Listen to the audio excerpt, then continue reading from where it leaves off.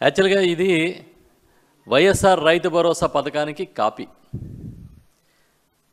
వైఎస్ఆర్ రైతు భరోసా పథకం సృష్టికర్త ఎవరు అంటే జగన్మోహన్ రెడ్డి గారు. రైతుకి పెట్టుబడి సాయం అందించాలి, ఆ పెట్టుబడి సాయాన్ని సకాలంలో రైతుకిచ్చి వడ్డీ వ్యాపారుల దగ్గరకో అప్పుల కోసమో తిరగకుండా చెయ్యాలనే ఒక గొప్ప లక్ష్యంతో ఆయన 2019 ముందు ఎన్నికల మేనిఫెస్టోలో ఒక ప్రకటన చేశారు.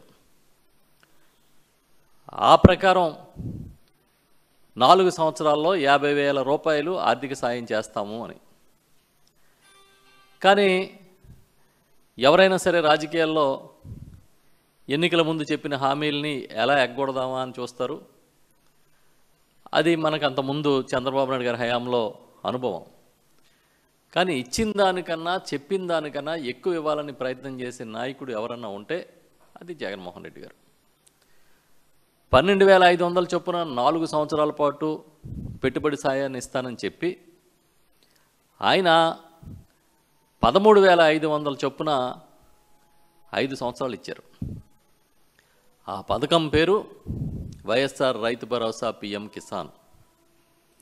కానీ చంద్రబాబు నాయుడు గారు మొన్న ఎన్నికల్లో ఇచ్చిన హామీ ఏంటి?